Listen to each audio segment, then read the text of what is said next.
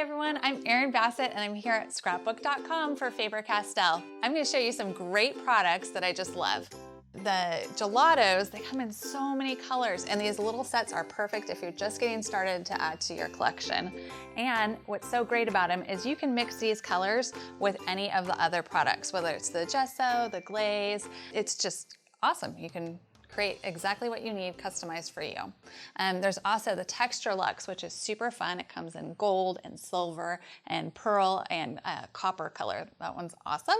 And then our Pitt Artist pens are fabulous for those who are doing hand lettering, or if you just need to write on a card, like put butterfly antennas on them. So they're great too that they are waterproof when they're dry. So if you need to use it for stamping and then coloring in with your watercolor.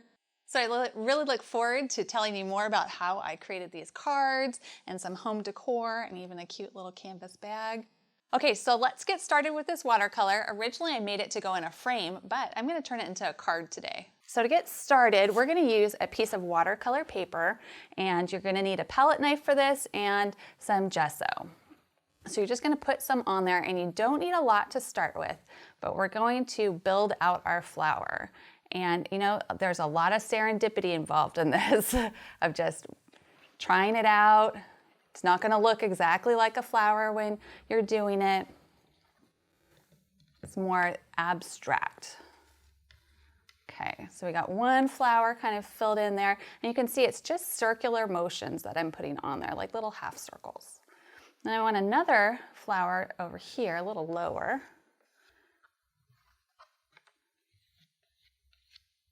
And I want to leave all those little bumps in there too. Just gives it a nice realistic texture. In fact, I'm going to add a little bit more to this one. Okay, so I think our flowers are pretty good. So now I'm going to grab my heat tool and dry those. Okay, so we're going to color in our flowers using our gelatos. And this first one is metallic melon. And then we're also going to use blood orange. And I like to give two similar colors. Just it gives a little bit more variety in your flower, just like in real life. So I'm going to take each one and just swirl a little bit onto my craft mat. Okay, so we got that. And then we're going to take our water brush, and I've already filled it up with water, and I'm just going to give a little squeeze to get it going, and then I can start picking up some of my color.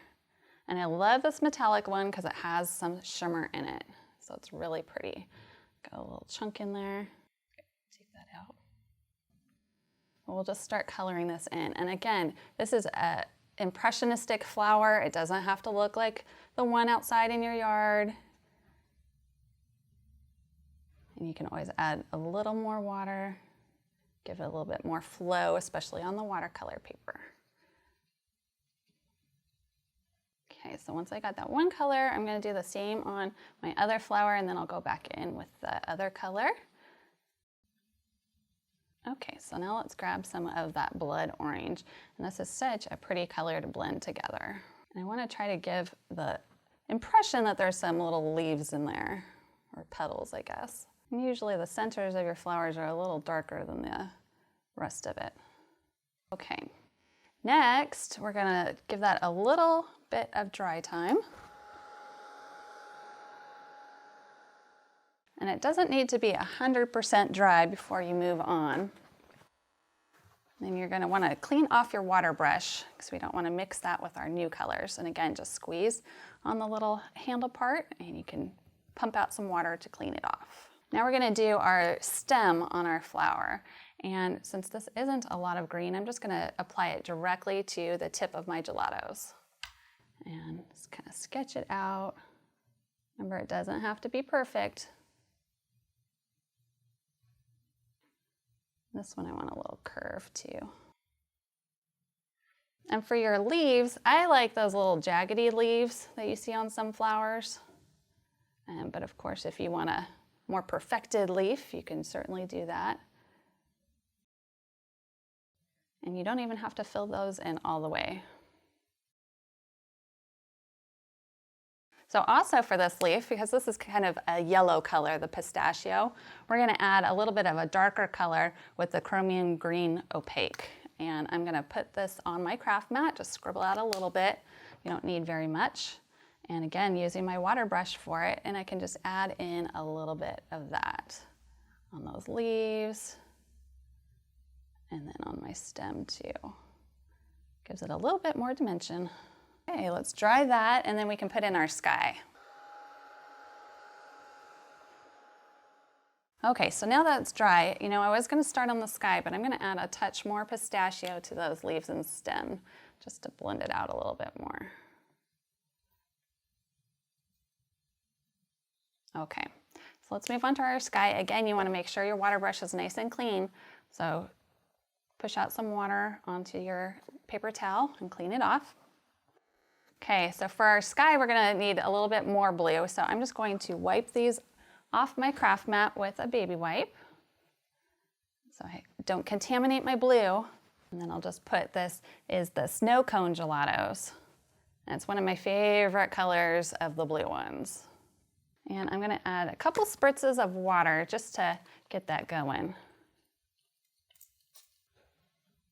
And then just mix it all up. Okay, so for our background, I'm going to give it a couple little spritzes of water just to get the cardstock going, and that really helps spread the gelatos around. So then we'll just scribble this all around, and again, it doesn't have to be perfect, so put away all those perfection tendencies that you might have. You know, this is a nice mixed media project. So when I'm doing my background too, I like to fade it out. You know, you could have the sky go all the way to the bottom of the flowers, but I like to just have it fade as it goes down the page.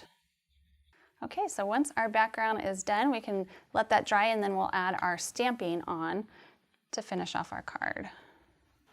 Okay, so I'm using some Hero Art stamps for this, and I'm gonna make a thank you card, so I'm using the word thanks. I'm just going to place that onto my acrylic block, and then I'm using the Stampers Big Brush pen, and I'm going to color over it. And you see how I'm holding it on an angle? It gives that wider tip to it, so you can just really color it quickly and easily. So now we can figure out where we want to place it. I think I'm going to put it right there, kind of like it overlapping. I'm just going to press it on, and I'm going to give it a couple extra seconds to absorb into that watercolor paper. And then when you lift it off, oh, didn't quite get everywhere I wanted to. So I am going to take one of my pens and kind of help it out, fill it in.